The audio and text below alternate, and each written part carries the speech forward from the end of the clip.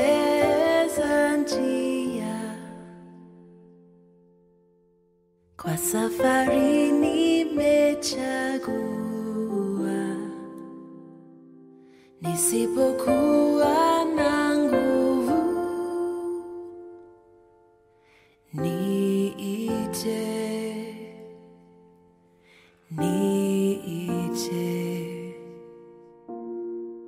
niongoze kwa neema,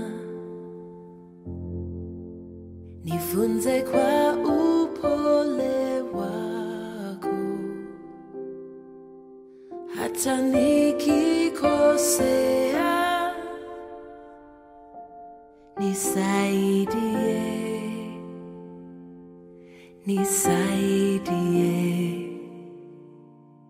natamani kutembea nawe. Na nafasi hii iwe ni yako tangu mwanzo mpaka mwisho. Kwa hivyo Mungu, tunaomba katika jina la Yesu.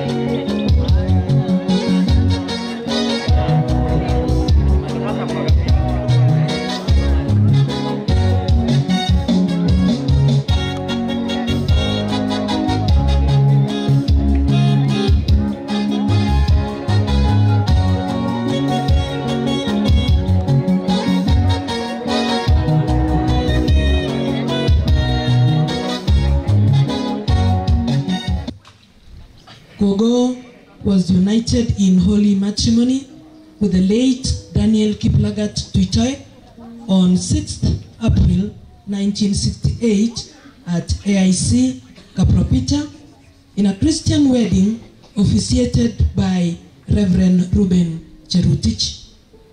They were blessed with many children, namely the late Sauline, Mary, Josephine, Jamutai, the late Nola, Nelly, who is in USA, Jane, Kiprop, Kipto, the late Kipiegon, Elisha, and Emily. She was a sister-in-law to the late Aaron Tuitoi, late Joseph Tuitoi, and the late Kimulwa. She was a co-wife to Mama Grace Kabon Tuitoi, late Mama Grace Kabon Tuitoi. She was a mother-in-law to Bishop Chumba from Nandi, Dr. Alex Njoroge, David Nzomo, Pastor Willie Wafula, who is in USA, Ruben Kashoka, Sally, Jennifer, Caroline, Millicent, and Emily. She was a proud grandmother to many grandchildren, including Sydney, Venus, Brian, Enoch, Victor, Brian, Emmanuel, Sheila, Naomi, Dan, Phyllis, Sam, Ethan, Joseph, Kamesh, Mercy, Jordan, Joshua, Rachel, Dan, Esther, Princess, Blessing, Purity, Prudence, Mercy, Kelly, Kipchirchir, Junior, and Naomi. She was blessed with great grandchildren, namely Patience and Ella, among many others. Social life. The late Kogo was an elementary teacher, school teacher in the 1970s and a respected community leader. She served as vice chair lady of Maendeleo ya Wanawake Kapropita Ward, chair lady of Chamtugul Women Group, Kiptilit Women Group, and Sakasak Women Group, and was the founder and the chair lady of Kiptorokwa Women Group, among others. She was passionate about community development and played a key role in women empowerment and group leadership throughout her life. Christian life. In her early years, she trained as a Sunday school teacher and successfully completed her training at Kapropita Church in December 1970. Her passion for service and faith grew stronger over time, leading her to become a nursery teacher and an active member of the Christian Service Cadet from the year 1980s. She was deeply involved in church life, taking charge of church welfare and playing a key role in supporting various church projects. She was particularly concerned about the welfare of pastors and student pastors, often visiting them, as well as widows and missionaries in places such as Maoi and Sirino in Marigat. A devoted Christian, she was a regular type giver and actively participated in the church choir. She also served as a leader in the Christian Women Fellowship, that is CWF, where she held the position of secretary at LCC. Her unwavering dedication and commitment made her one of the founding members of AIC Kiptilit. Her life was a true example of faith in action, marked by tireless service to both the church and our community.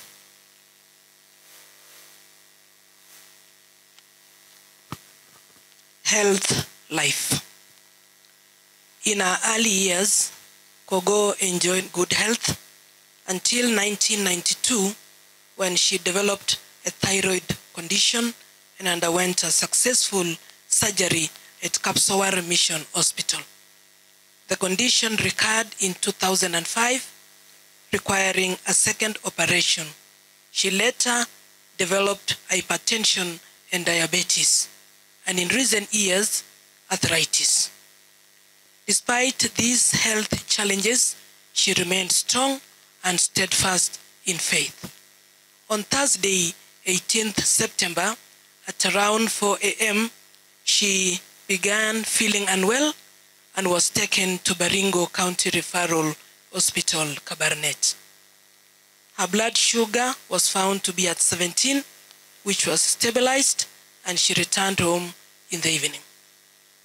Though she appeared well, she requested to rest and was unresponsive to calls from her children. In fact, she was telling Jane was at home. Leji lago chami chamuny. Wasichana Josephine akakol, Kiptoo akakol, hakuchukua simu yoyote na alitaka kupumzika. Later that night, at around 11, she vomited and complained of chest congestion. She was rushed to hospital, but despite the doctor's best efforts, she peacefully departed to be with the Lord Jesus. We are grateful as Gogo's children to our sister Jane, who was at home at that time with Mom during her final moments.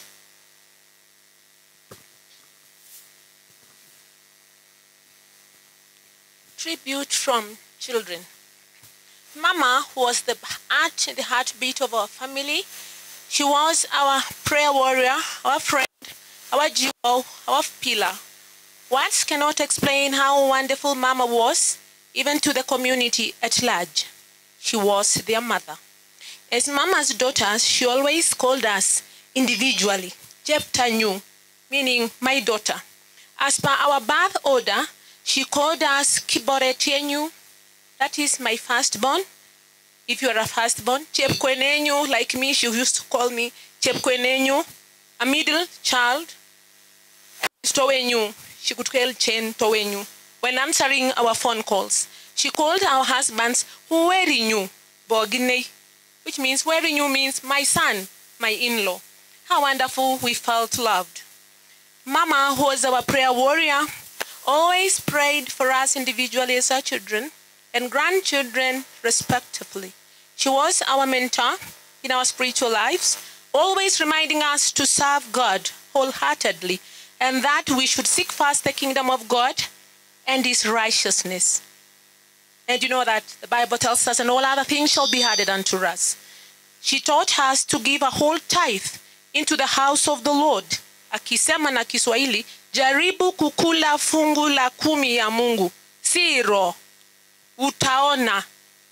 Ukikula fungu la 10 ya Mungu. The meaning of siro ni utaona. She personally gave her tithe until her promotion to glory. She insisted we respect and love our husbands and wives to our brothers to love their wives as instructed by the word of God. She taught us the value of kindness and the importance of family. Her words, prayers, and sacrifices will remain in us forever. We will carry our legacy with pride, love, honoring her memory in everything we do. Mama, you have fought a good fight. You have finished the race. You have kept the faith. To God be the glory. Amen. I'm reading a tribute from the daughter Nelly from USA. She was not able to come and celebrate the life of the wonderful lady sleeping ahead of us. I thank God for blessing us with a mother who loved God with whole heart, mind, soul, and strength. I thank God for the years she gave us to share with Mama. I spoke with Mama a week before. The Lord took her home and she was happy and encouraging me to continue trusting in the Lord Jesus. I did not know that it was a goodbye conversation. Mama was a loving, caring, very strong in faith, very prayerful, hopefully, and positive-minded. Even in the challenges times, she told us to pray and told us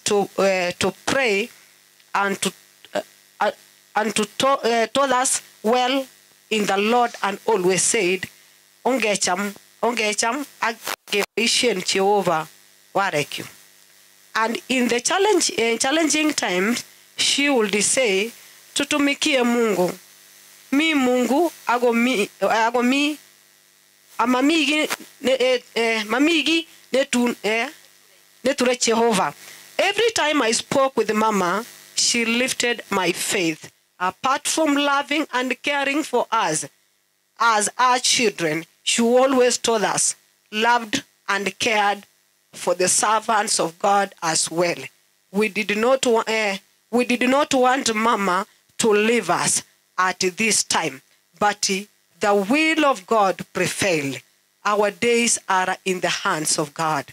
Our comfort and our peace is in that she is in heaven, and with Jesus and the saints who have gone before us, and we shall see her again. Our comfort also is that we all took good care of Mama, and so she slept happy. We will miss you. We will miss her dearly. The Lord will strengthen and carry us through in Jesus' name. I would like to encourage someone who has not believed in Jesus to please believe in him, so that when your day comes, you will be assured of eternal life. God gave us Mama Rael. Now he has taken her back. To God all the glory. I'm going to read the tribute from the in-laws. From the moment we joined your family, you impressed us with love, warmth, and acceptance. You were more than an in-law. You became a true mother to us. You always spoke words of encouragement, shared your wisdom, and brought the family together with your quiet strength. We are forever grateful for your kindness and the role you played in the shaping our lives and that of our children. Thank you.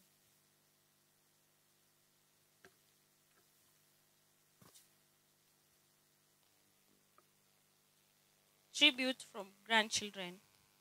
Today, as your grandchildren, we gather with both heavy hearts and grateful spirits to honor you, Grandma.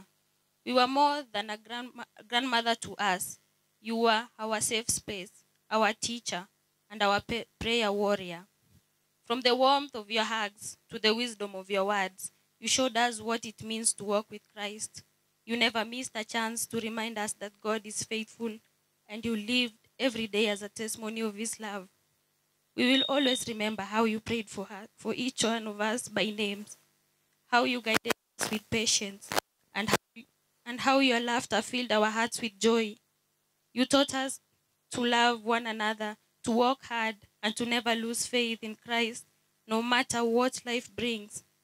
Though we will miss you deeply, we take comfort in knowing that you are now resting in the arms of Jesus Christ, reunited with loved ones who went before you. Your race is finished, your crown is worn, and your legacy of faith continues to live in us. Grandma, we promise to carry your lessons forward, to honor God with our lives as you did, and to keep your memory alive in our hearts forever. Rest well, Grandma, until we meet again in heaven. With our love, we cherish the moment. Your grandchildren.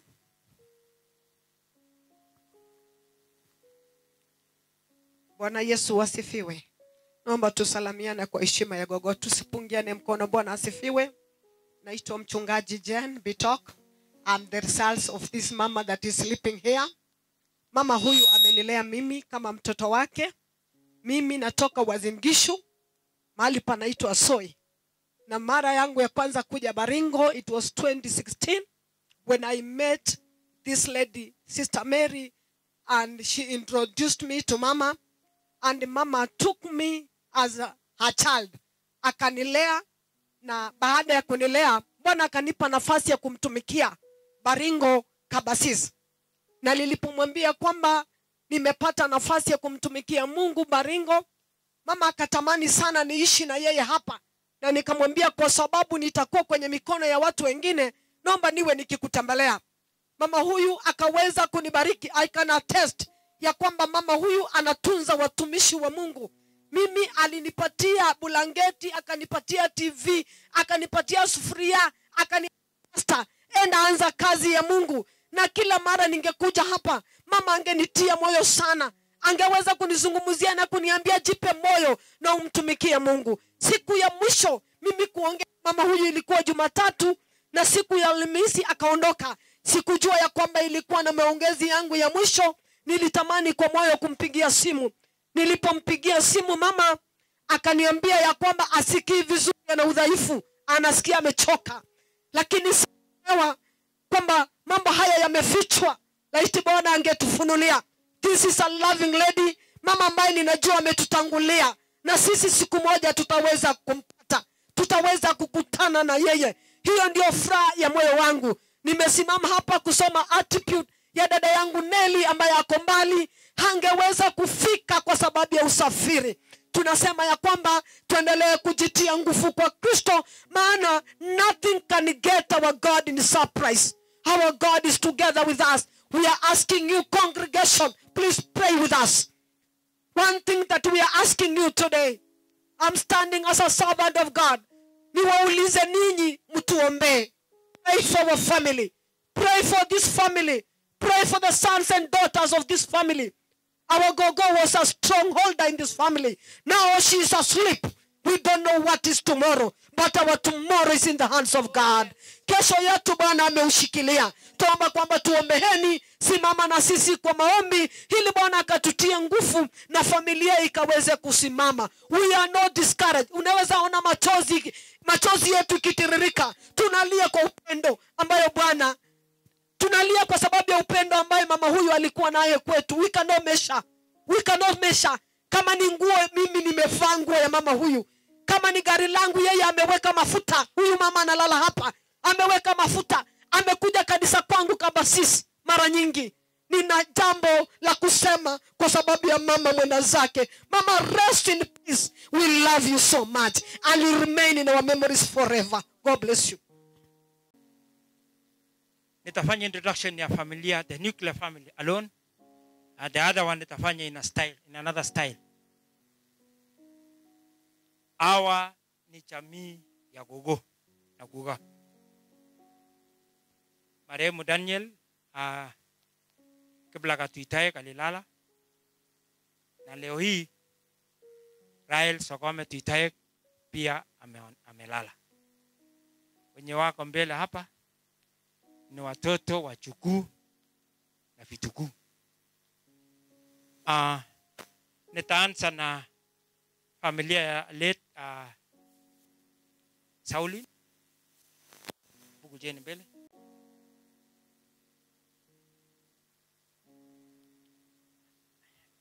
Hawa familia ya Sauli, asanteni. Familia ya Bishop, watoto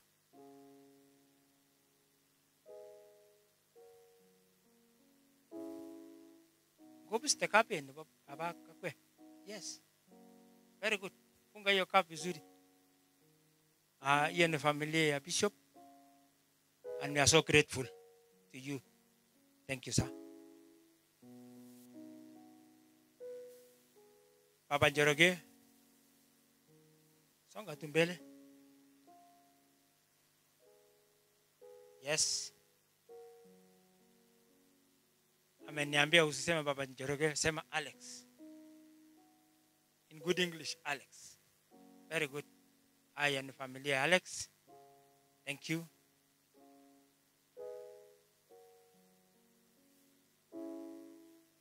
Yes.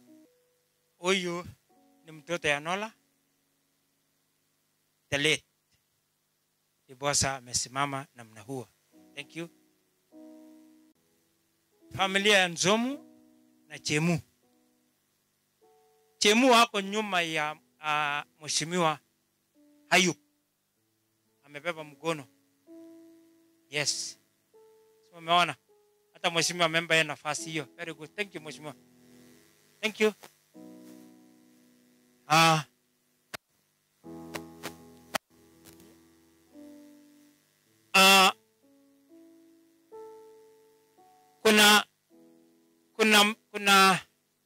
There is our sister who is watching us right now in US. Yuko mahali nasimama and she's watching kwa hii mtandao ya dunia. Thank you. Naipata ni familia ya Jane, Ruben na Jane. Thank you. Yes. Asante familia ya Kiprop. Familia ya Kipto.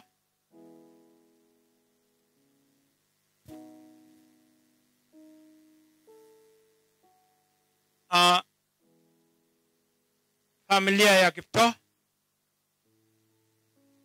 Familia ya Kipto. Thank you. Hawa ni familia ya Kipyegon, the late.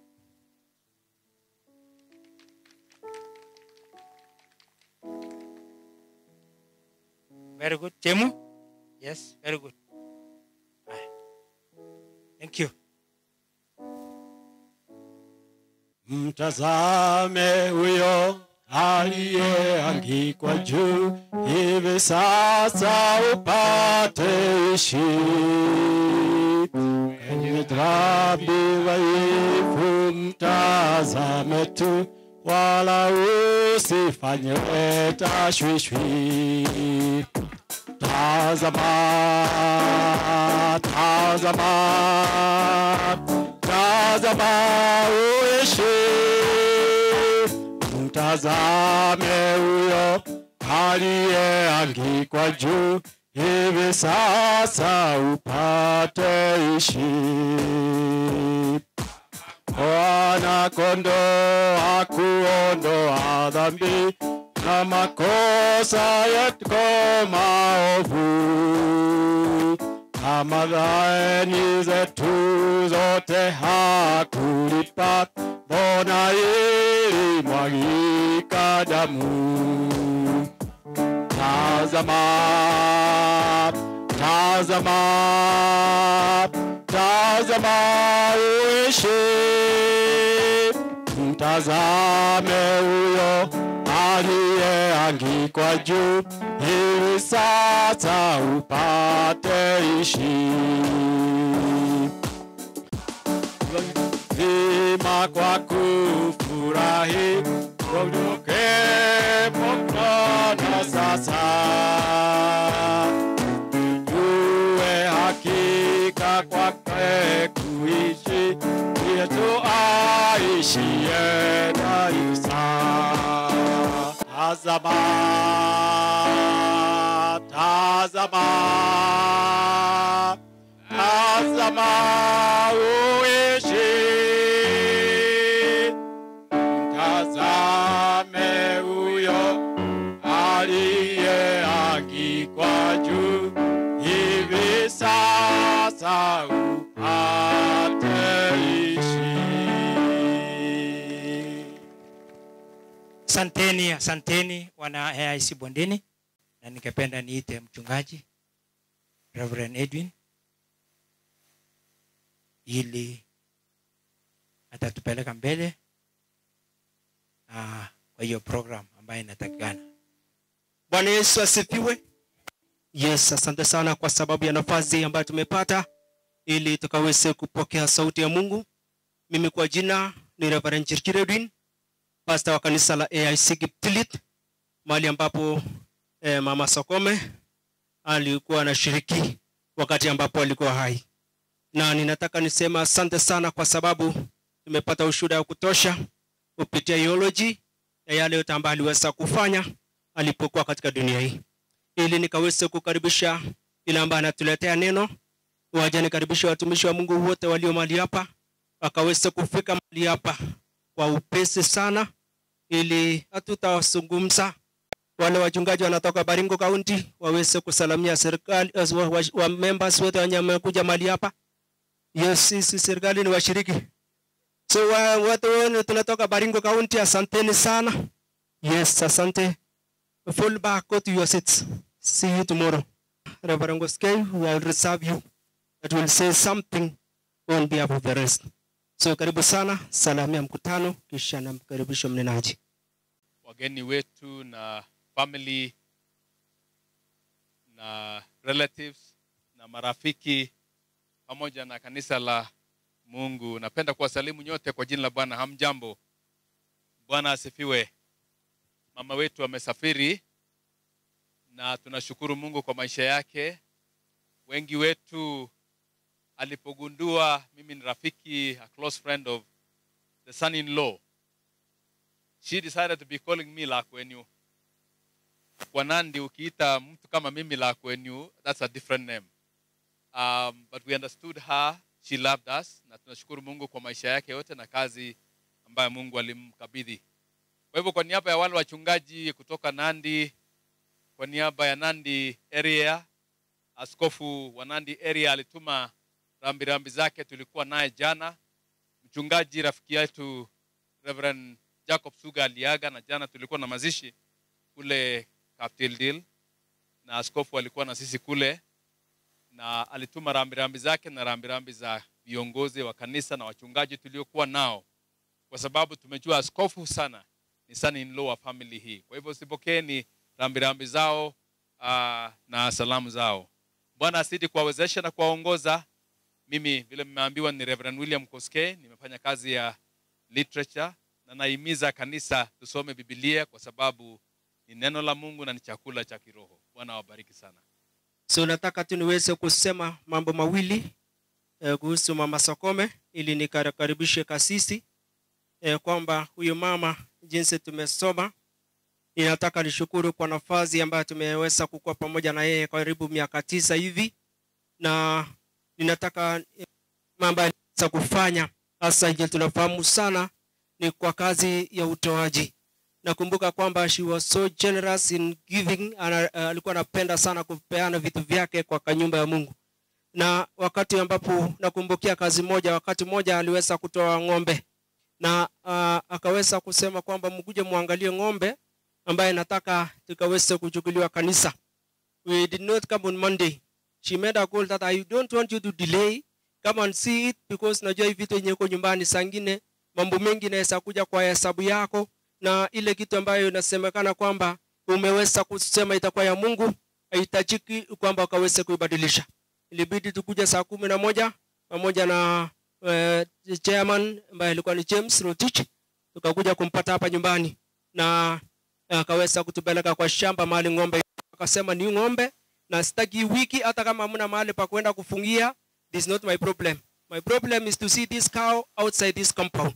So we had to take it on Sunday. We sold it on Sunday and it was used by the service to do other activities. So hiyo ndio jambo ambalo nakumbukia Sokome. Jambo la pili, Sokome hakuwa anakataza watoto wake wafanye kazi ya Mungu. Tulikuwa tunataka tuchange pasi ya shule, na tulikuja hapa tukitaka kupigia simu watoto wake, na tukaweza kukuja kumwambia tusaidie kuongelesha bishop, na yeye akasema hiyo ni kazi rahisi sana. So asante ulituma 10,000. Asante kwa sababu kukataa kufanya kazi. Nimesema ili wajue kwamba ulifanya kazi ya Mungu kwa wakati huo. So she was somebody who was ready to allow her children to serve the Lord. Na jambo la mwisho, wakati wake kitambo akifanya cadet, yeye alikuwa anapenda sana kazi ya watoto, wale especially the seniors who are here, wengi wameoleka. Aliweza kufanya sana, na tunashukuru Mungu mpaka the last graduation ambayo waliweza kufanya na Mrs. Chepcheng in the year 2015. Ninasema kwamba Mungu awabariki sana, ili niweze kumpea mwenye anatupea neno.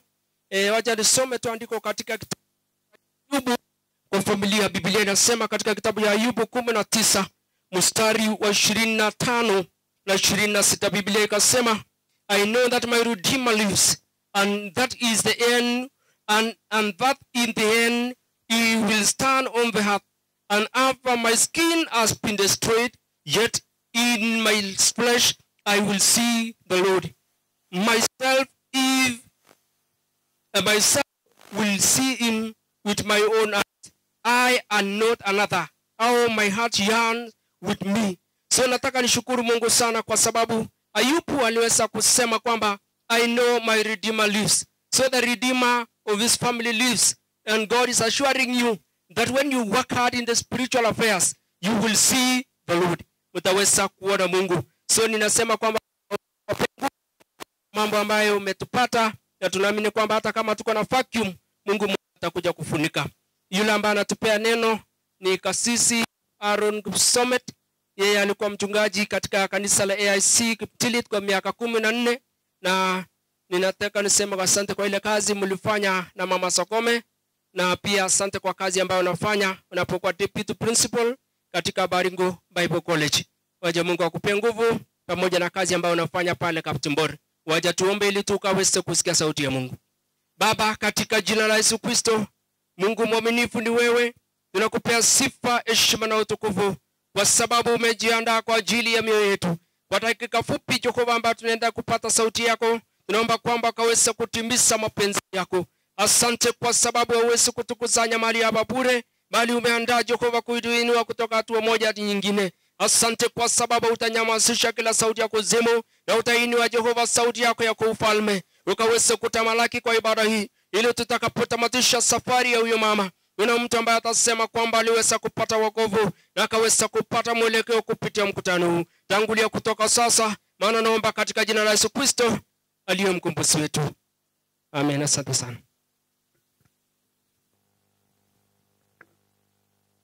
Kanisa la Yesu, Bwana Yesu asifiwe.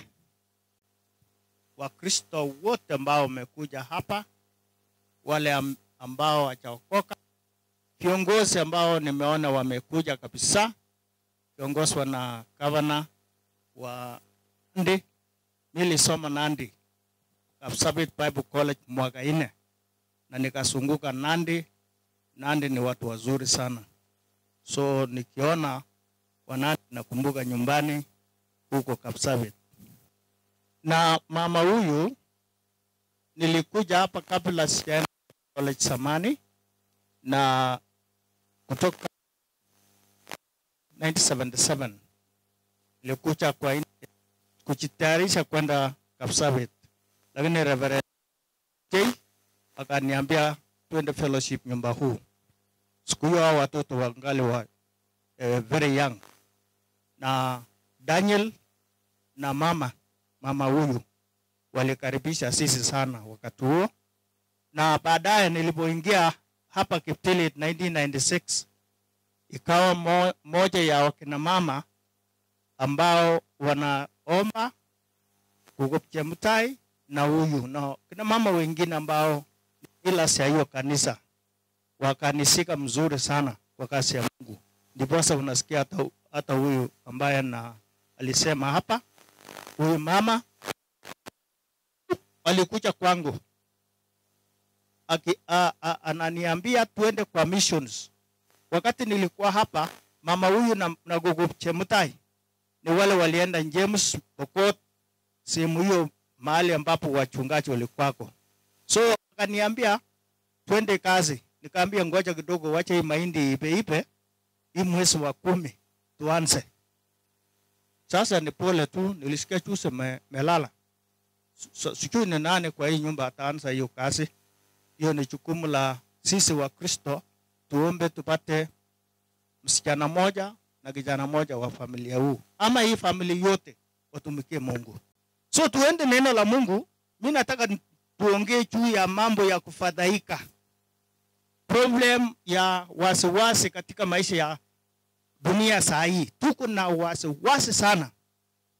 Kuna makanisa wameanza kupatia Wakristo wasiwasi, wahubiri, mpaka hata watu nashangaa.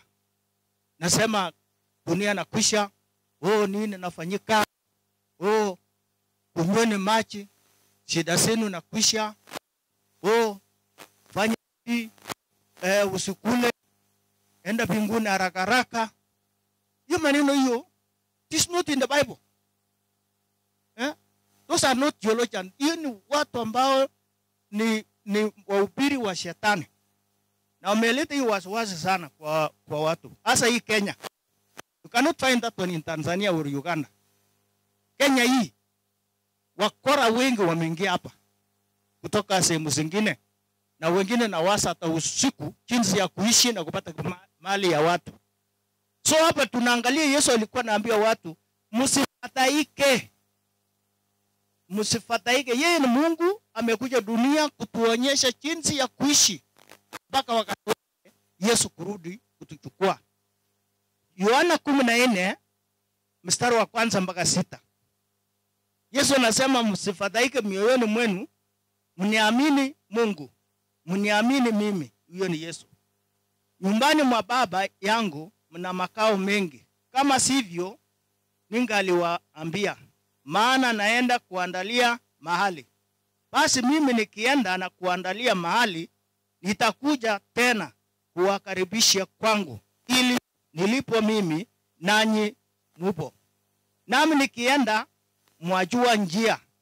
Tomasi akamwambia, Bwana, sisi hatujui uendako, na njia.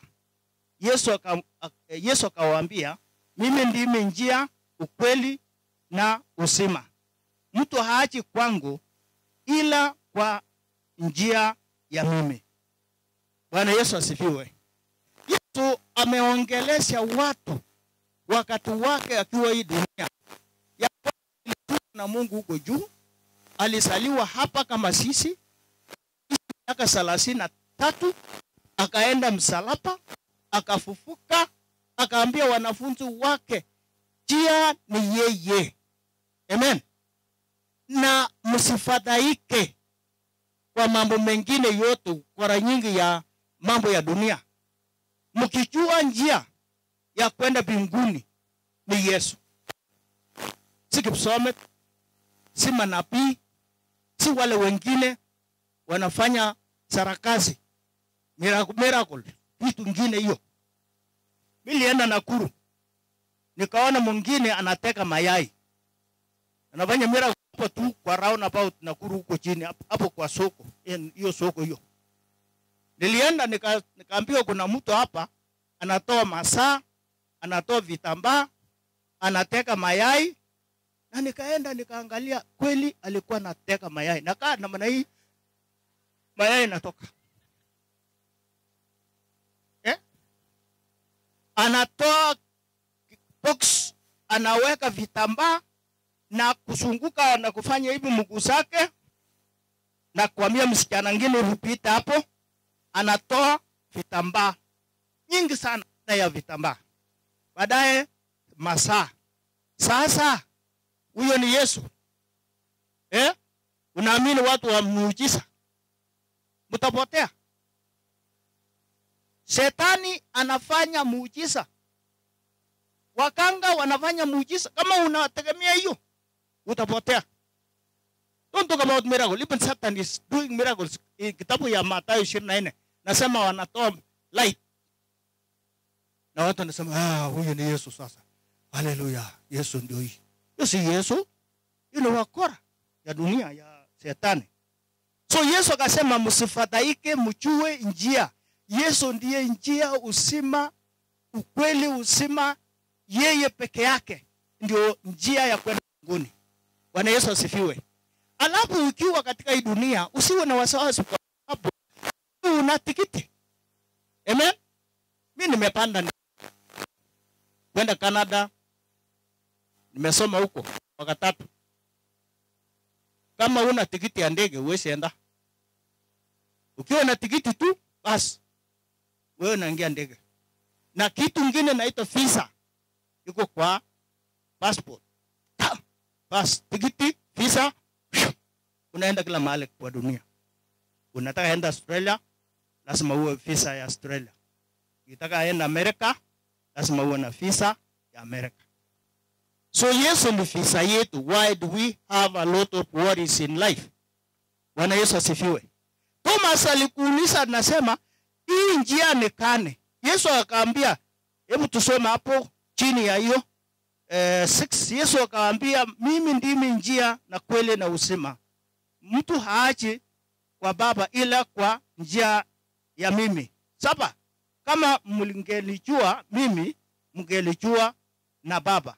Tangu sasa mwajua tena mwona. Alafu mwingine nabii mwanafunzi wa Yesu kwa mstari wa 8 ambaye hata yeye kichwa yake bana sawa, Filipu akamwambia, Bwana, utuonyeshe Baba yatosha. Huyu hataki mambo ya kesho. Huyu hataki mambo ya kusema oh mbinguni mbinguni. Onyesha sisi Mungu Baba ndio hii tusalamia habari yako Baba. Toshe. Si naenda. Yesu kaambia nini huyo mjamaa? 9 Yesu kaambia, mimi nimekuwapo pamoja nanyi siku hizi zote. Wewe usimjue Filipo. Aliyeniona mimi ameona nani? Basi wewe umesemaje? Utayaonyesha Baba. Usadiki ya kwamba mimi ndani ya Baba na Baba ndani yangu. Tosha. Bwana Yesu asifiwe. Watu wale wako na Yesu kamili, Bwana Yesu ngine mnajua njia ya kwenda mbinguni. Bwana Yesu asifiwe. Hapana danganywa oh Israeli napigana na wapi Iran, oh nini hii mambo ya saa hii. Waka watu nastuka tu hawalali hata usiku. Dunia na kwisha. Watu wanatoa pesa zao kwa benki, napatia pasta anaweka mfuko yake, anajitajirisha, wena kwa maskini. Dunia bana kwisha. Na nasema na kwisha. Yesu atakuja. Amen.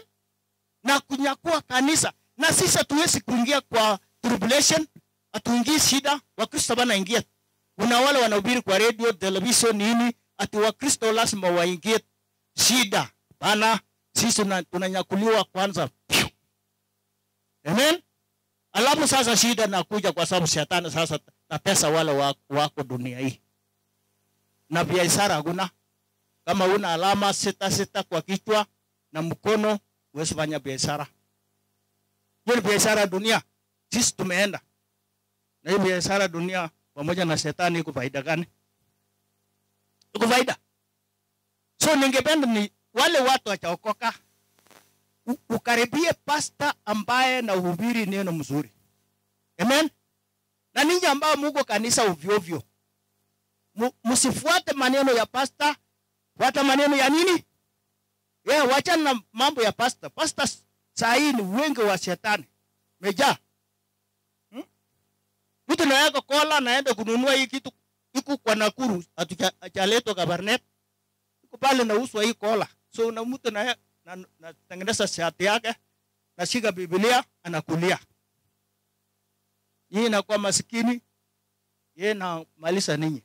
Hata wengine na pendua manyumba ya saa watu. Kuna jamaa mmoja kutoka Nigeria alafu niende masomo ya pili. Alikuja Nairobi na kusema nanyonya matiti ya mama msichana bora ana matiti ya kulia na shida zenu na kwisha. Wakina mama walienda Nairobi.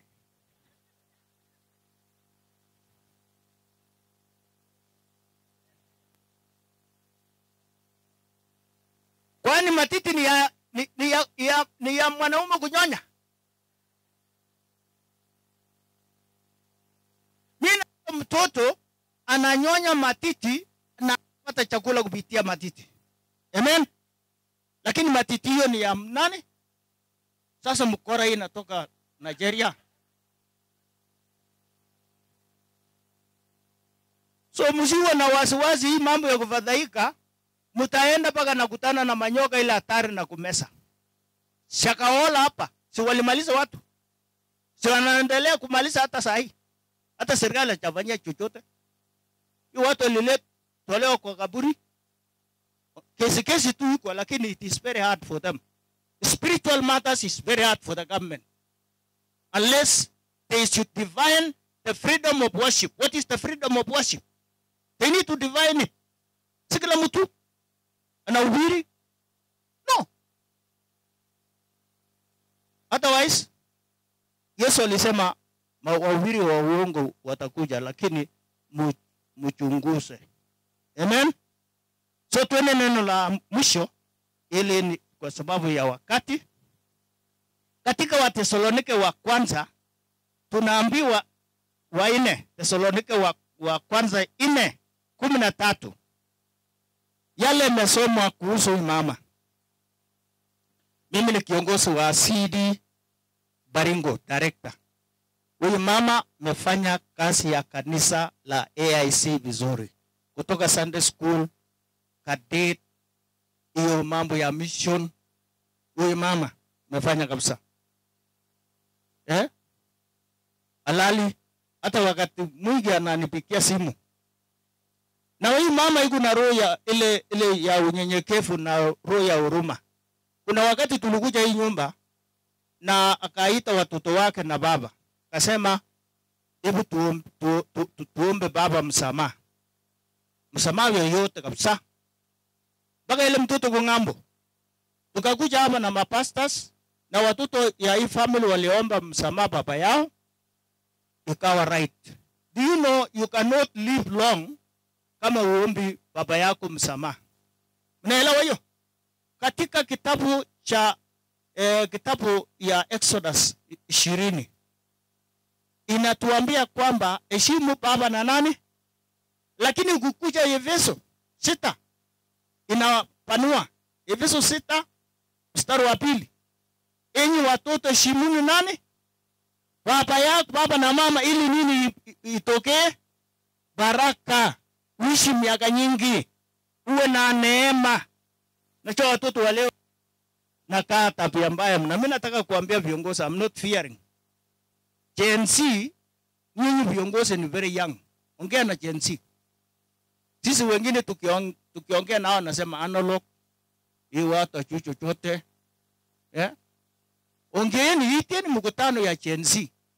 Ili tupate watu wanaheshimu Mungu, anaheshimu serikali, anaheshimu wasasi, anaheshimu walimu. Na utakaa maisha marefu. Juzi niliona mwingine napiga tege bendera ya Kenya. I'm telling you, during my time of 70s, we were preaching loyalty to the president of Kenya na bendera ya Kenya. Mimi nilikuwa na wekanga bendera. Na siku moja headmaster kaniambia weka bendera leo katikati hapo. Nikaambia kichwa yako bana mzuri. Kwa nini? Na hii bendera naendanga mpaka huko juu. Akanibembeleza akasema kuna mtu mkubwa wa serikali aliaka. That is by 1969 Tamboya alikufa mwezi wa 7. So nikaelewa kumbe bendera hii inashukishwa saa nyingine wakati kuna shida na viongozi.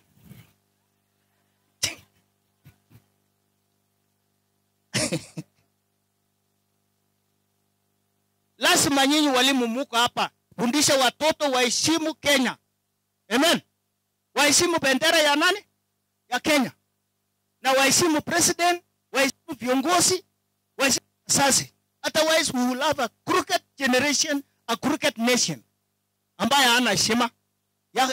Yaye monimoti heshima. Amowo. Bendera melingitwaro milianga. Mili marakana. Bana. Wachana na hiyo. Hiyo vijana waliwekwa, mliona kwa television.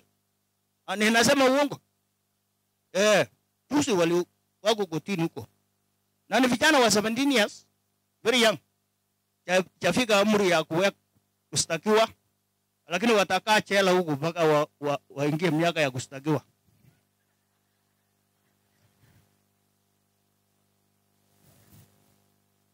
Olonyi la huko kimele michezo. Kubage kwenye basi wacha hiyo ikae hapo. Neno nasema Wakristo wanangojea kukuja kwa Yesu. Tusome hiyo maandiko alafu tupate maombi. Lakini ndugu zangu, hiyo ni 1 Thessalonians 4:13. Lakini ndugu yangu, tutaki msijue habari zao walalao mauti. Msije mkahuzunika kama na wengine wasio na matumaini. Maana ikiwa tuamini kwamba Yesu alikufa akafufuka, vivyo hivyo na hao walalao katika Yesu Mungu atawalete pamoja naye. Kwa kuwa tuambieni haya kwa neno la Bwana, kwamba sisi tulio hai tutakasosalia hata wakati wa kuja kwake Bwana, hakika hatutawatangulia wao waliokwisha kulala mauti. Kwa sababu Bwana mwenyewe atashuka kutoka mbinguni pamoja na mwaliko na sauti ya malaika mkuu na parapanda ya Mungu, na wao waliokufa katika Kristo watafufuliwa kwanza. Kisha sisi tulio hai tuliosalia tutanyakuliwa pamoja nao katika mawingu, ili tumlaki Bwana hewani, na hivyo tutakuwa pamoja na Bwana milele. Basi farijieni kwa maneno haya. Bwana Yesu asifiwe. Daniel amelala, huyu mama amelala, ni msingi wa hii family. Watoto wako, nataka watoto hawa wawe na pasta yao. Hata nyinyi wengine mnakaa hapa, muna pasta. Kuna wale watu wanakufa na sisi tunaenda kushika tu kwa huruma. Si watu wa kanisa, tunashika tu kwa huruma ya Mungu. Wewe una pasta? Wewe unakaaje? You must have a pastor. And a true pastor. Pastor yule ya Mungu kamili. Usiwe na wakora. Amen. Wewe tuchingumetinye pastor yan. Ukienda ng'ambo kila nyumba iko na daktari ambaye anaangalia kama sokome sasa hapa. Na kuja asubuhi bari yenu. Siku Kenya tutafika lini bwana gavana? Mahali tu una daktari na kuuliza asubuhi na kuja. Hapa ngali tuna Mungu tu. So mechetinye pasta yan ni toriti ng sabengung. Bwana Yesu asifiwe. Uwe na daktari. Kama vile mwalimu tunapelekea watoto. Hospitali iko na sisi tunaenda huko. Wewe hospitali ya roho ni kanisa. Matingitinye tugu kichangi wer mkwe imin tugun. Motortin rabia. Watu wengine nasanya pesa huwezi kusaidia wewe wakati una matatizo ya akili. Unataka kuwa na pasta. So hapa nataka nimalize kusema huyu mama amekutana na Yesu chusu tu wakati ameondoka. Wale wote ambao wamelala na Yesu, na wakati wa Yesu kurudi watafufuka kwanza. Sisi tutapewa mwili mwingine, si mwili hii ambaye tunaye, a new body. Ile ambayo kufi tunakutana hewani na Yesu, tunasherekea, tunasalamiana na watu kama Rael, wale watu wetu kwa mtai wengine wa Kristo wale wametangulia kwa kina Abrahamu, tunaonana na Yesu. Hakuna mtu wa Mungu ambaye akikufa anapotea. Lakini umosi kwa wale wachaokoka, hakuna kufufuliwa. Nyinyi wale watakaa mpaka mwisho wanafufuliwa na kuhukumiwa na shetani, wanaenda motoni. So meka ninaga yanno. Yan Yesu kuno yotuka mtaja pastasha. Bwana Yesu asifiwe. Kuna wakati kuna pasta na ubiri, hakuna, utashangaa natafuta huwezi pata. Hakuna kanisa.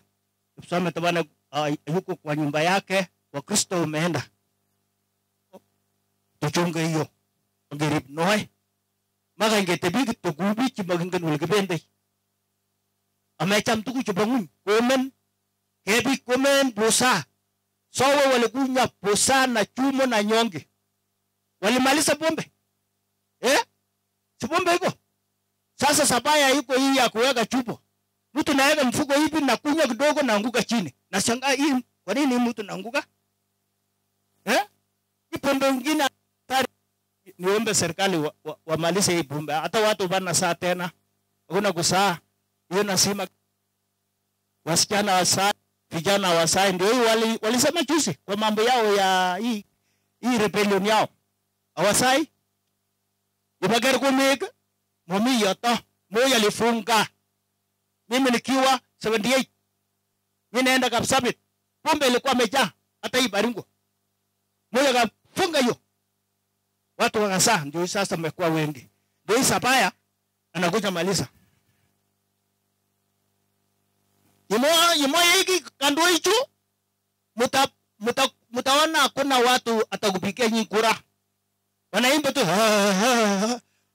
asubuhi wanalala napotea. So Mungu awe nanyi, ongoze katika maisha hii. Tusichezee maisha. Hii maisha Mungu ametupatia tusichezee. Basi kabla sijapea nafasi wa ambao wako pamoja nasi, ningependa wasalimu katika jina la Yesu. Basi wachamba wote kutoka Kazizit, wale wanatoka Koroto, Aksane Kapti Victor. Basi acha mbele ili tufanye introduction kwa sana. Kwa majina mimi naitwa Simon Kabuti. Huyu mama ni my auntie. Basi kuna yule ambao atatuonyesha wachomba ambao wamekuja hapa siku ya leo kwa mashishi. Bwana asifiwe. Poleni familia. So nataka kuanzia hao hapa ni wachomba. Kwa hivyo kapute kuja mbele. Kapute Amonde kuja mbele. Haya, yo Amonde, anja pala isia. Amonde. Kujeni. Francis. Sawa ni wande wake ya kapute. Huyo Sokome ni mtoto ya ni ndugu ya baba ya Hawa. Kwa hivyo ni fall out.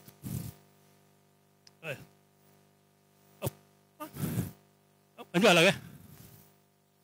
Tibati big pejo. Aturunian. Joko tibati big Wantone wachapta no bakaine. Kwa hivyo Hawa ndio nene kwenye kwa weri kwa foto hivi kimongo.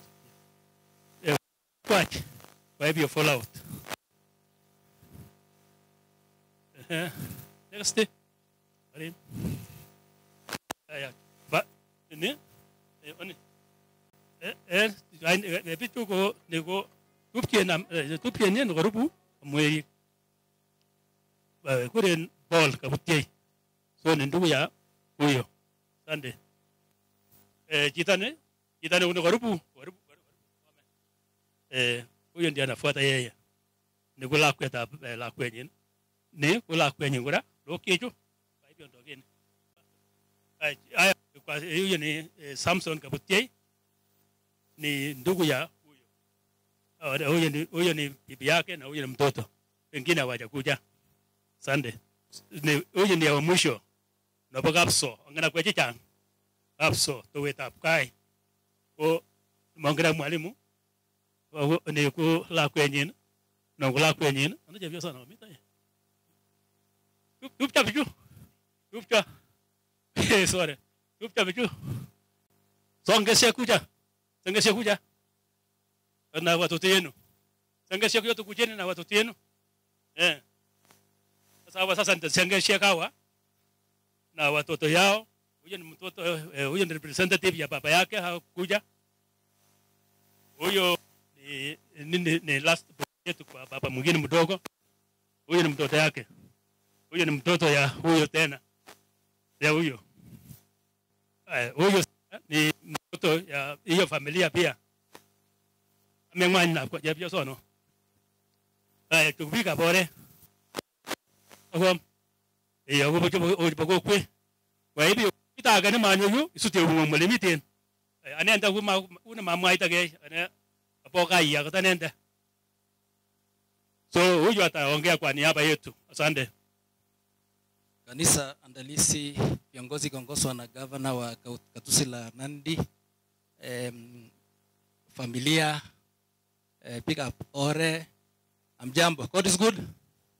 naona mvua inakuja, nitakata kibaror. Mimi naitwa Daktari David Sergon, lakini mimi si daktari ya kuponya, so nikimaliza usinifuate. Mimi ni daktari ya masomo. Mimi ni sange hii family, huyu ni sange yetu. Sakome ku Chepsirere, na Chepsirere wa kila mahali, wako Nandi, hata kama najua kila mahali, so tuko wengi.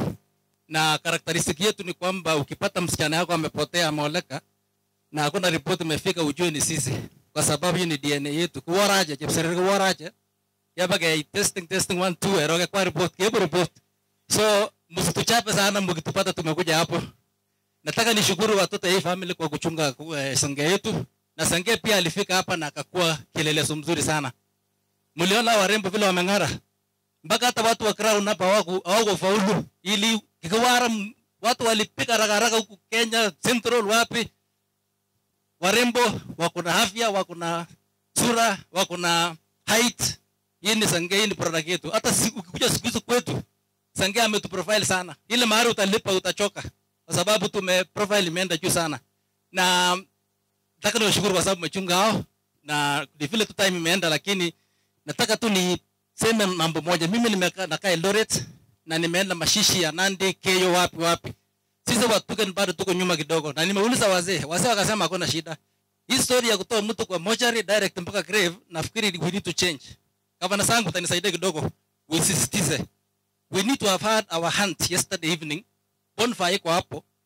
Watu wa ore wanatoa rambi zao, pakoleta rambi zao, chorwe rambi zao, hivyo. So that the following day, viongozi wakifika wanapata nafasi. Hata naonea sana kanisa huruma, kwa sababu siku hizo wanapewa 10 minutes, 15 minutes.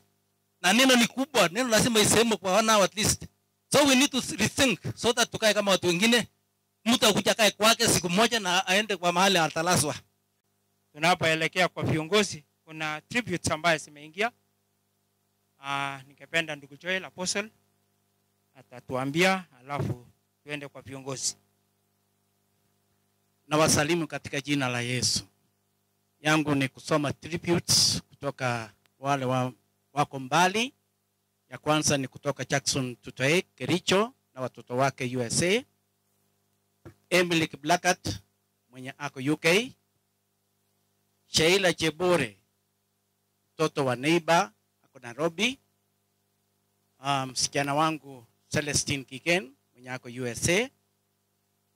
Na wanafunzi wote TB Kapsakasak Tokor wamesema poleni. Ya mwisho ningelipenda wanafunzi wa Kiptili 1982 to 1996. Huyu mama was an Egon, alitusaidia when I was the head teacher. Kama unajua ulisoma Kiptili 1982 to 1996, simama na walimu wao. Simameni wote 1982 to 1996, when we became the best school in Baringo County. Kujeni hapa tupeane heshima yetu. Let us pour. God bless you. Thank you. Mtoto ya gogo sababu kinga namu igochi gogo ya kabungushi. Ako onyucha pochare. Thank you.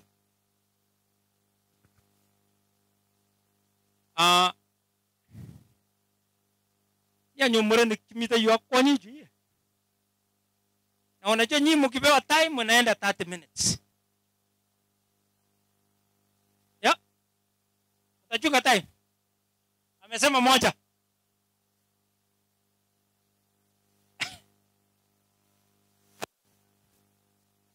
Aya, sababu ya hii wacha nimbawa everyone 10 seconds. 10 seconds. Bwana Yesu asifiwe.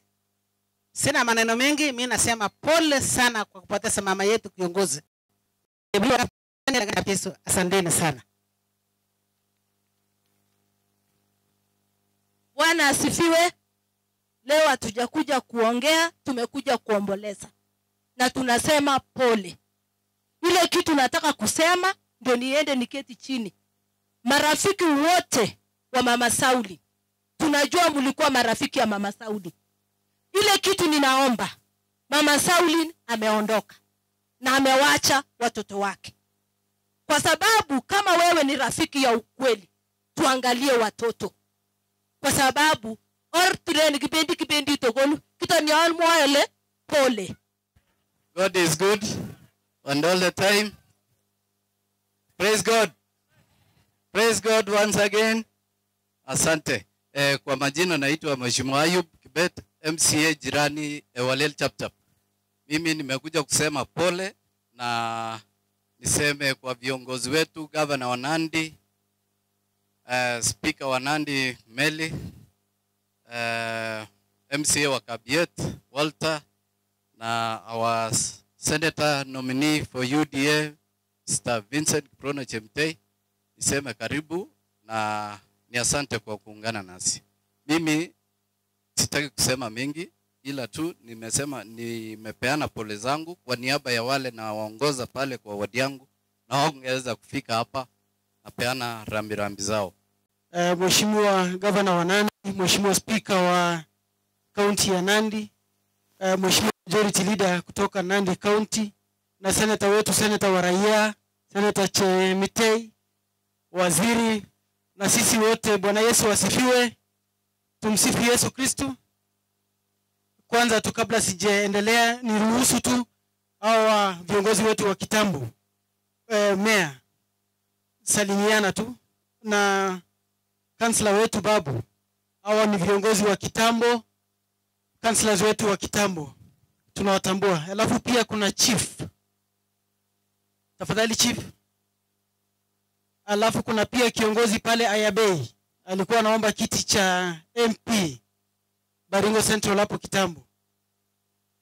Mimi tu nimekuja kushirikiana na sisi wote kuja kumsindikiza mama yetu, mama Sauli, katika safari yake ya mwisho. Sitaki kusema sana. Daktari amesema hii familia imebarikiwa. Nilikuwa najaribu kujiuliza hiyo baraka ilitoka wapi, lakini vile Reverend alikuwa anahubiri akasema kulikuwa na siku mama huyu aliita watoto wake wote ogolenjo bosom nyoetapkat baba engwong for no reason. Kubwa ni kitongo ni kebegele baba nyowagat bila makosa. So hiyo ni funzo kabisa kwetu. Ogugotane mangndo gotaye magozo gotaye chibonde ninywana, lakini mjesa wa gutungoto tena kale baba nyowagat. Kwa wale wageni wamefika mara ya kwanza leo, hii ni wodi ya Kapropita. Sisi tunapenda wageni. Siku ingine bado mnakaribishwa katika wodi yetu. Asanteni, na mkirudi msafiri salama. Asanteni sana. Naitwa Mheshimiwa Alex Kiprono Kurui. Asante sana Mheshimiwa. Family ya mama wetu Rael, our Excellency Governor Sang, our Senator nominee, the ruling party, Bwana Chemitei, our Speaker, our Majority Leader, leaders present, the church, kuanzia Nakuru. I saw a very powerful church from Nakuru, our local church being led by our Reverend here, our preacher today, Reverend Summit. You are a great teacher. And I think that is the reason why umewekwa pale kama mwalimu. Family hii, marafiki wote tuliona tutoka. Bwana Yesu asifiwe. Bwana Yesu asifiwe. Tumsifu Yesu Kristo. Asante sana. So ya kwanza niseme nimekuja kusema pole na kuwa pamoja na nyinyi, kusema pole kwa familia kwa kulala kwa huyu mama kiongozi. Wakati niliona mjomba yangu anataka kutukata, nikastuka sana kwa sababu huyu mama is a true leader. Hata ukikutana na yeye hako na jambo ya kusema. Ukimtambulisha tu useme mimi ni MCA, nakwambia utinyo leo ni mmoja wa, and that was her. na vile tumesoma kwa eulogy and I've seen the testimony ya watoto yake. This lady is a great person. This is a heroine. Amelala na ni mtu ambaye ameshikilia community. Nimeona evangelist hapa. Wapi mzee wetu hapa, wale aliita wanafunzi wale walisoma. Oh, ndio huyu. Huyu ni apostle, and anytime mimi nikiona huyu mzee amepanga kitu, najua mambo ni serious. So wakati nilimuona aliita hiyo watu, that was a great honor. So asante apostle kwa kazi mzuri. Mimi sitaki kuongeza mambo mengi. Niseme tu kwa wageni wale wote wamekuja hapa. Na tunashukuru Bishop. Tangu jana hata mimi mwenyewe nilipigiwa simu. I'm not the MC of this area. But people were signaled come from the governor's office that the governor sang is coming. Na sisi wote tulipigiwa simu. Wherever you are, a governor is coming. Tunashukuru sana Governor Sang. You are a true son of the soul, true leader. Karanjini ya lau ntigur ke leaders tukul. Hata mimi niliamshwa usiku nikaambiwa mpaka nikapigia Alex. Nikapigia Alex nikamwambia, "Oh, umesikia governor anakuja?" Kwanza nilimpigia alafu akanipigia. Nikamwambia sasa, "Oh, umesikia governor anakuja?" Akasema, "Yes, I'm aware. In fact, I've been calling other leaders." Nikamuuliza, "Mbona hujanipigia mimi?" Akasema, "I was just calling you." So, sisi tunataka kushukuru kwa hiyo upendo. Na nimeweza sasa kuelewa how the word bishop came, because wakati mimi niliambiwa kuna mashishi ya bishop. Kumbe because of the relationship ya bishop na hii familia, yeye ni ameoa kutoka hii boma. And that is, so we want to thank the people of Nandi for coming. First and foremost, for coming with your leader. It is not easy for a bishop to drag a governor to a function. Ni upendo kubwa sana. Na sisi tunajifunza kwa hiyo. Kanisa kiongozwa na Baba Askofu, all the clergy, Mheshimiwa Governor wetu wa Nandi, His Excellency Stephen Sang, Mheshimiwa Speaker wetu wa kaunti ya Nandi, Wakili Meli, Senator elect rafiki yetu Chemitei, MCS wenzangu kiongozwa na Whip na rafiki area Bwana Alex, viongozi tukul na sisi wote amjambo. Bwana Yesu asifiwe. Tusalamiana hivi, Bwana Yesu asifiwe. Okay, mimi kwa majina mimi naitwa Walter Teno. Mimi ni MCA kutoka Nandi. Ward inaitwa Kabiet kule Mosop. I think Mosop iko pia Baringo. Kabiet. Kuja kwa heshima kubwa sana ya Baba Askofu ambaye tukuje tuombeleze pamoja kwa ajili ya mother in law wa mama Bishop. Kwa heshima tuseme pole sana. Tunasema pole kwa familia wote kwa kupoteza mama ambaye tumesikia kwa historia yeye ni shujaa. So tumekuja kwa heshima kubwa sana. Na kabla sijasema mambo mawili, nataka niite tumekuja pia na waziri wetu kutoka Nandi, waziri ambaye anaitwa Bureti, yeye pia ni rafiki ya Bishop na yeye pia tuko kanisa moja ambaye Bishop alituongoza kwa miaka mingi sana. Karibu sana waziri. Kwa Bishop na wachungaji wote wali hapa, Your Excellency and all protocol observed, na family na wasalimu katika jina la Yesu. Mjambo. Kama vile mmesikia, jina langu ni Dr. Philemon Bureti. Nimeokoka na napenda Yesu. Mimi ni waziri wa administration kule Nandi. Lakini nimekuja hapa kwa sababu tunatoka kijiji moja na Bishop, na pia mimi ni bakule, tulitahiri na yeye, tulichunga ng'ombe na yeye, tukatahiri pamoja. So kwa niaba ya bakule wote wa Bishop, nimekuja hapa kusema pole. Tulikuja hapa July 1990 tukisindikiza bakule yangu akikuja kwa ito hapa, na tulipofika hapa tukabarikiwa. Ngao tulirudishwa mara ya kwanza, mara ya pili na mara ya tatu tukaleta wazee wote wa tumbo kubwa, basi wakakubali, tukaenda sawa. Na kwa sababu tulifuatana, tulikuja kutafutia yeye 1991 akaenda kunitafutia. So Madam Mrs. Bishop tulipokuja kuchukua yeye 1991 kusetu agene. So nguno wen kele mutyo mama kokikirong Nandi boisietab mama amu kikekere kwanda Bishop kele kongoi angen ale tunyo komwae gavana chachang akobo mama, lakini ing family ni ngo visit nebo area kemi advisory konne yapa nebo advisory team tugul kemoche kele jok mutyo ango borok Jehova kamoche kityoting olyono kamwa daktari momi kalja nebo masishi mburietab Kalenjin kikiwirchini kimaketet tugul momi kibo maketet biik chito netai ketup eng Rift Valley ko ki Nandi 1950 nekure chebochok nekitupe AIM kutoke masishi ngyot. So ndo bongone ngal kewal kumomi kinete. Asante, God bless you. Asante waziri wetu Dr. Pureti, asante sana. Kongoi magawagas daktari ngaliono no, asante sana. So kakibwa sikele pole akija ke family tugul tunasema poleni sana. Kakibu pole kutoka MCS wote kutoka Nandi tumesema poleni sana. Na kwa sababu ya muda I think mimi sitaongea maneno mingi. Tumekuja I think tumeandamana na watu wengi kutoka Nandi na governor wetu na tunasema governor asante sana.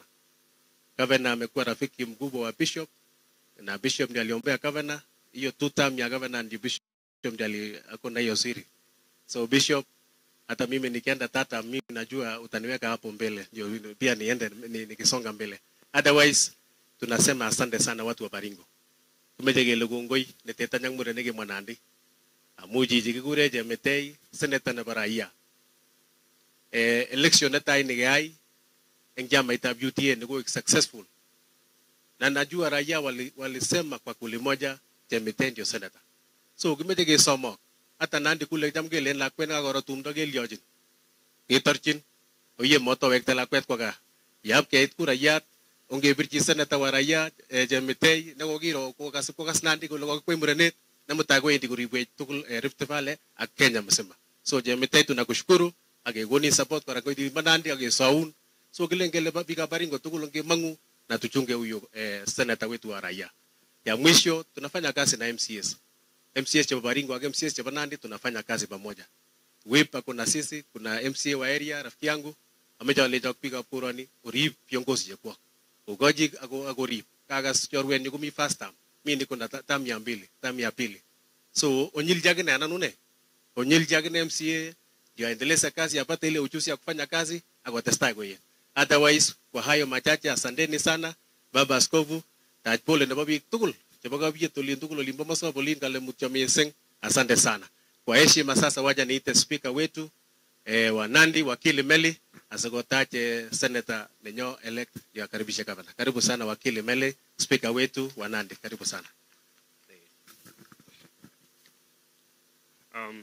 Family ya marehemu Tutoek Rael, Mheshimiwa Governor kutoka Nandi, His Excellency Wakili Stephen Sang, Senator elect wa jimbo hili la Baringo Kiprono Chemitei, Vincent, Majority Leader kutoka Nandi, viongozi wa hapa Baringo, Gondo UH Majority Whip, Kibet, pamoja na Area MCA Alex, pamoja na rafiki yangu Ayub Sero, nimekuona pale, na sisi wote waombolezaji. Tumsifu Yesu Kristo.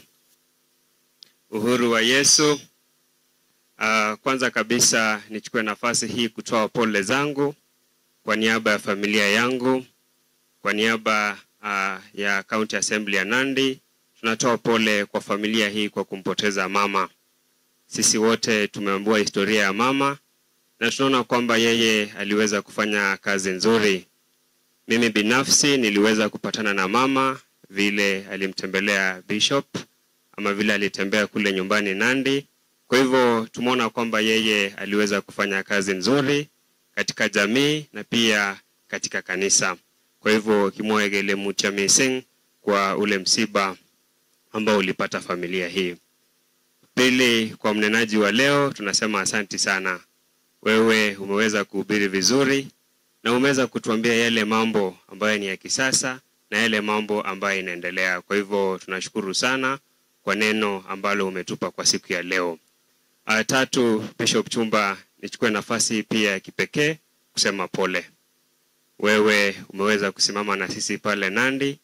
Tumehudhuria mambo mengi kama hii, lakini leo tumekuja hapa tukiwa timu ya Nandi ili kuja kushika mkono pamoja na jamii hii kwa jumla. So kimwaegele mutio. Ya nne, kwa sababu ya wakati, pia nimeweza kutumwa na pole ya Mheshimiwa Spika kwa sehemu hii. Inaenda Kegure Vincent Kemboi. Ongenole inego bunu kaptere ngolini Baringo North.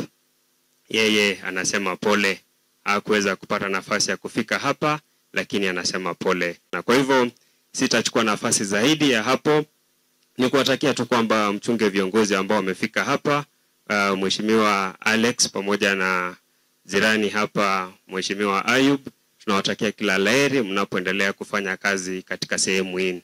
Ingaine kigurina wakili Cheriot Arameli kago Jesume Ingolin wa Nandi, Speaker wa County Assembly ya Nandi.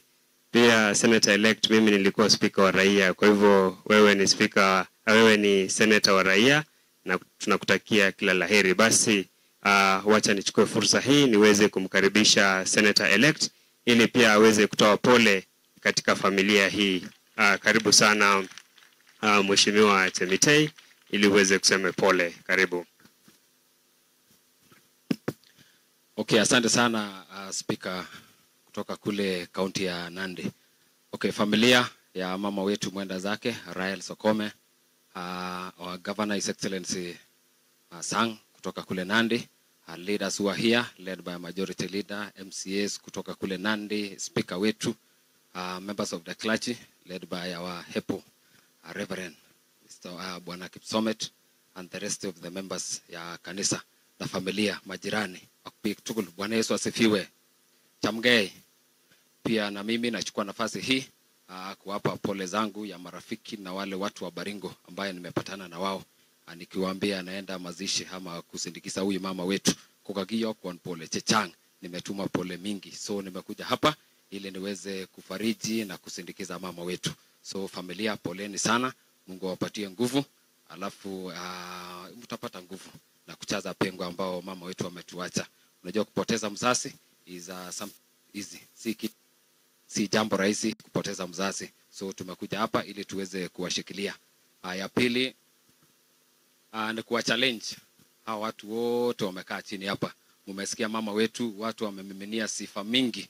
Wamesema mtu alikuwa mcha Mungu, alikuwa mtu anapenda watu. So sijasikia jambo lolote kibaya kuhusu mama wetu. So kila mtu uliye hapa ni jukumu lako kuweka bidii ili siku yako ikifika pia na wewe tutakuwa na jambo la kusema. Unajua binadamu sisi ni kama matunda. Ukiona hizi avocado iko kwa shamba, wakati mwingine inashika avocado kama 2000, alafu inaanguka moja unakuta haipo hata moja. After some time tunapata imeshika ingine. So sisi pia leo tumejichaza ama tuko kwa hii hema tumekaa chini tukiwa watu wengi. And after some time tutaanguka moja, itafika wakati hatutakuwepo duniani sisi wote. So ni jukumu letu kutia bidii na kutenda mazuri ili wakati safari yetu ya mwisho ikifika watu watakuwa na jambo mzuri ya kusema. So mimi yangu haitakuwa mingi, nimekuja tu hapa ili tuweze kushikana na kusindikiza mama wetu. Ngai boroini ojomwaga taktukul ngainetab Jesu alichamgei. Bwana Yesu asifiwe. Nebo oeng kokonyoyu niaba nenyu, niaba nebo family nenyu, ako niaba nebo serikalitab county nebo Nandi. Keibu mutyo. Ngruonda nebo mama. Ameche alechi family tugul, lagokab kai tugul. Tumeche kelechi pole. Tilyanutik tugul kakibwa yu keibwa mutyo. Kanisa, biikab kokwet ak biikab Baringo kakibwa kemwa mutyo. Mising kemwochini mutyo Bishop nenyo, Bishop Emeritus, Bishop Patrice Chumba pamoja na mama Mary chumba pamoja na watoto wote. Akibwayo mising kora mukingen gogo kiyoin kimite bishop mongen ale kine function kikitinye eng Nandi yoin kingoritooni bishop ko kikabwa biikab Baringo mising ko kimite mama akinyor nafas kong'alal ako ng'ololwek mama in a very special way. Lugo ngelecho kakoru mama abwan ng'alek cheking'ololwek cheechen chekiteche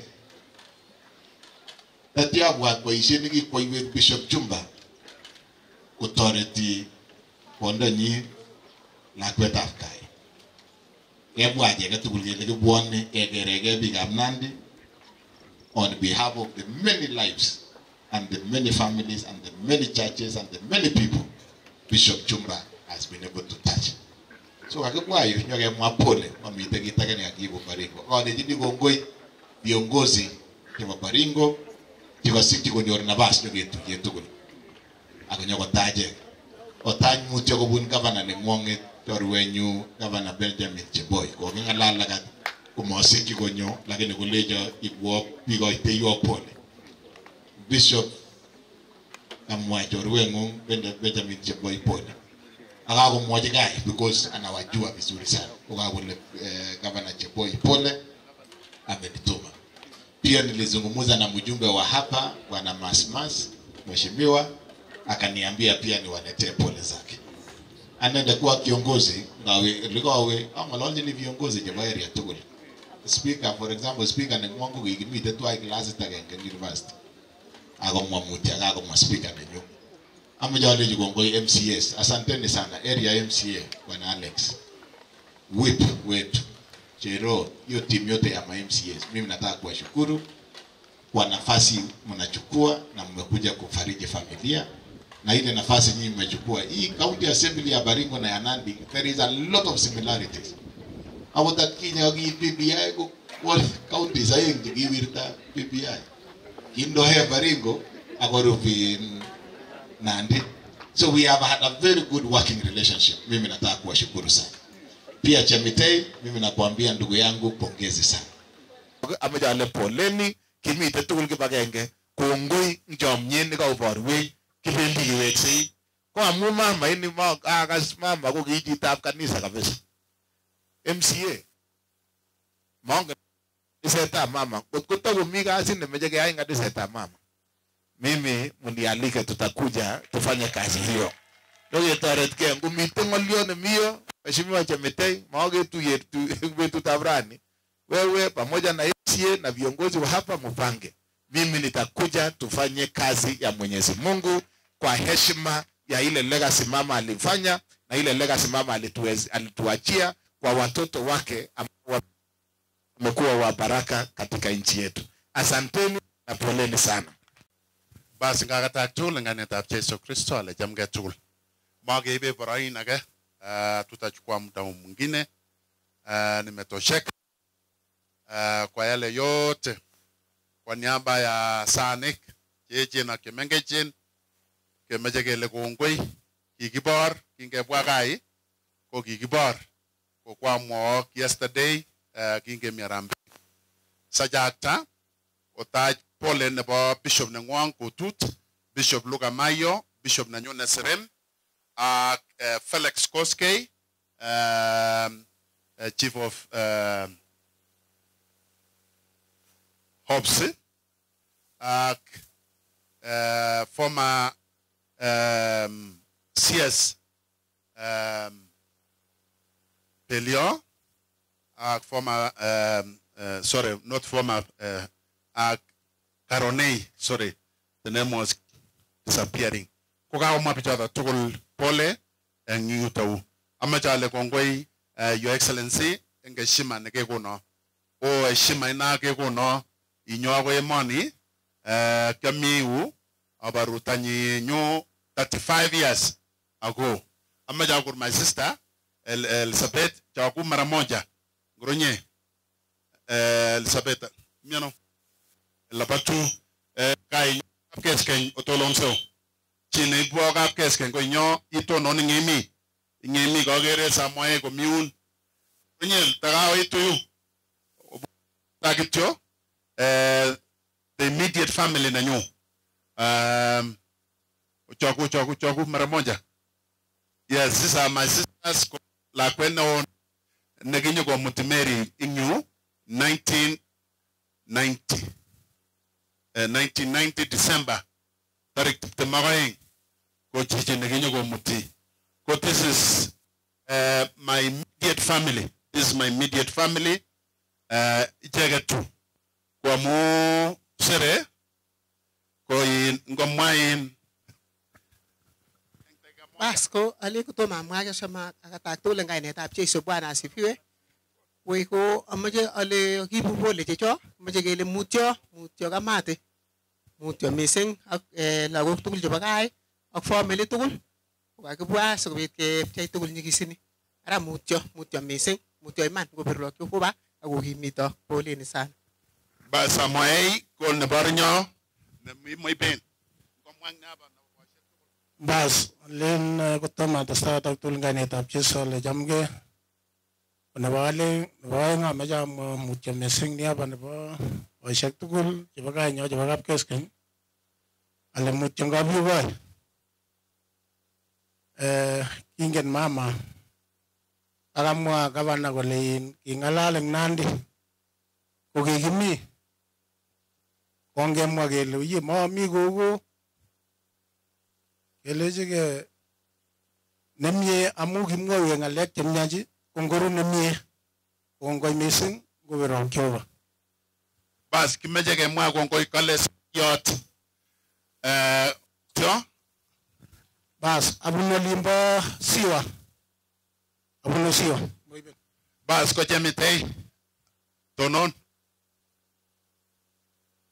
kai ko gap kesken kwa check en Nandi de lume gorosio ko galu mun gorosio so mesi was ichegetu ako tingeno no tetegetu aino kwanene kyalum jini gorosio ko to ko basiati ko barega pele ale ji mesi was gorosio tanende kumnyona ngala iwendi tu agifuleni so amaja sambor yeta tugene oribwe mara no kigure chamitei ko in daktari kagasrani ole kaibo kama maulin ko si jengang ngabel rese ke mwa 1 2 3 so with those many remarks ko mamaja ke iporaenda no kongoi.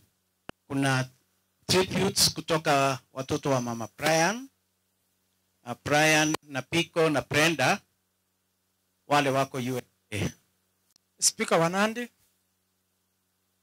Minister, MCS, wote wa Baringo na Wanandi, wachungaji, napenda kuwasalamia nyinyi wote kwa jina la Yesu. Mimi kwa majina naitwa Enoch Tuitoek. Hapa ni nyumbani. Familia yetu ni wasee, walikuwa wasee wanne, Tuitoek family. Tuko wengi sana. Na wenye wako hapo kwa familia tuko wachache sana. Lakini family ya Tuitoek ni family ambayo inaweza kuwa inatosha location mzima. Na wengi wako nje. We have a lot of family members wenye wako abroad. Na kuna wengine ambaye hawakuweza kufika. Huyu mama yetu ambaye amelala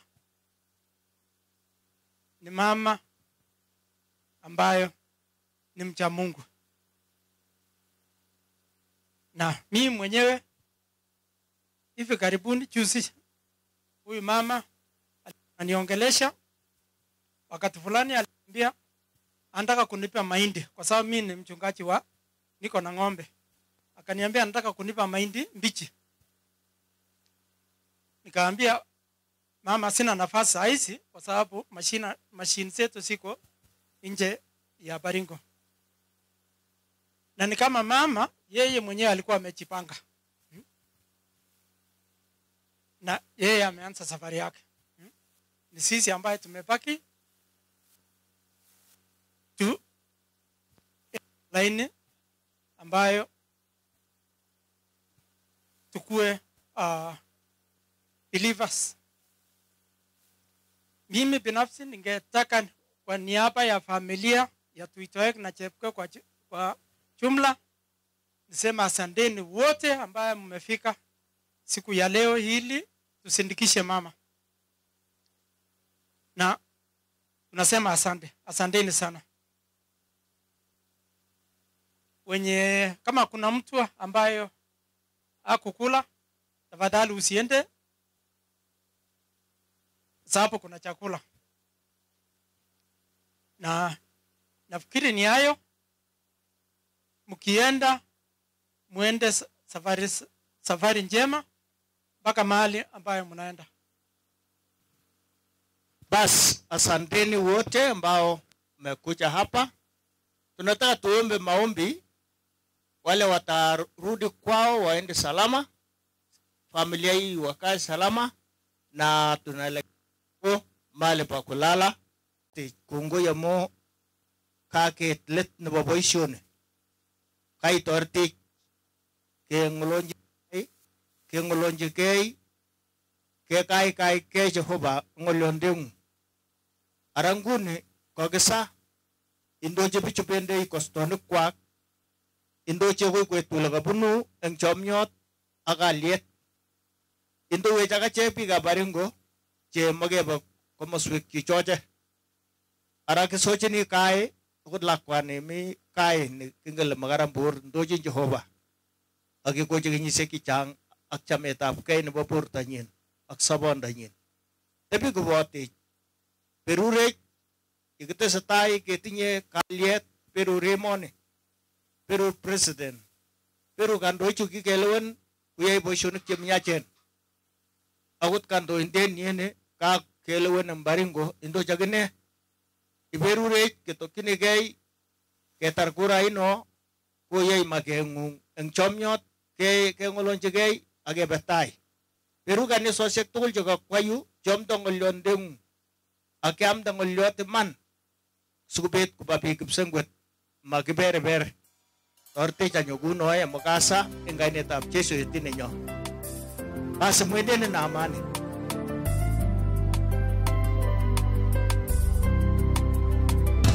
Tuonane milele, tuonane bandarini kule, tuonane milele, tuonane bandarini kule.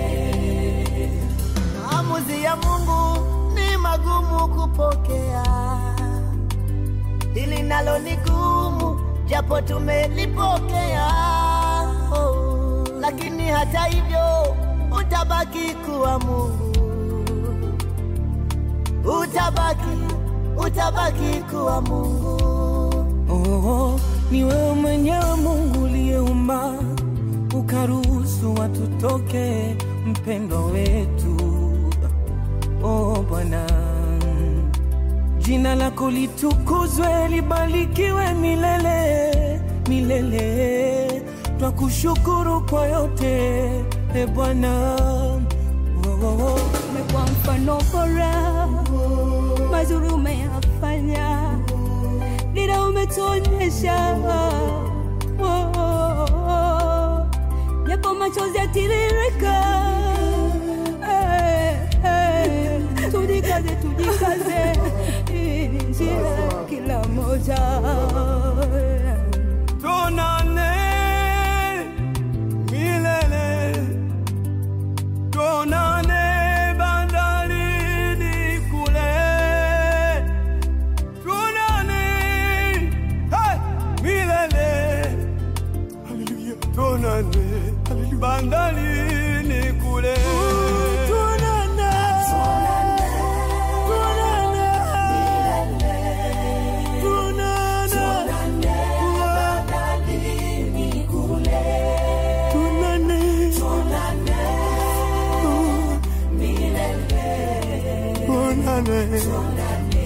bandalini kule.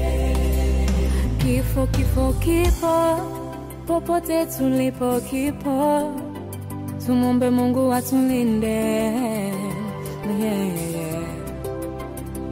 Hakuna ajuae muda na saa ya kuondoka, tuliobaki tujilinde, tujitakase, tujitengeneze. Taifa linakulilia, kanisa linakulilia,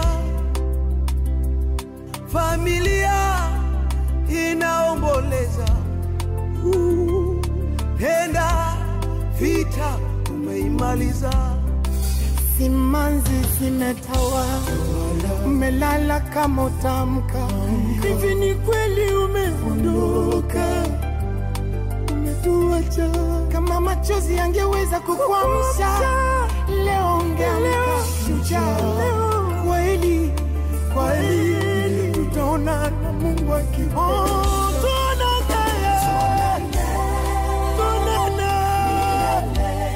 Yerusalemu ya Baba, bandalini kule.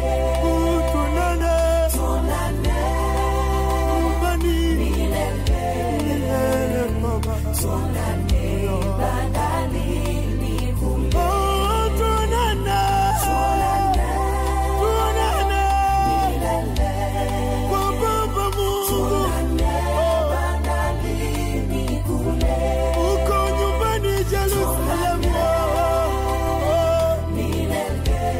Yesu wetu anapotoka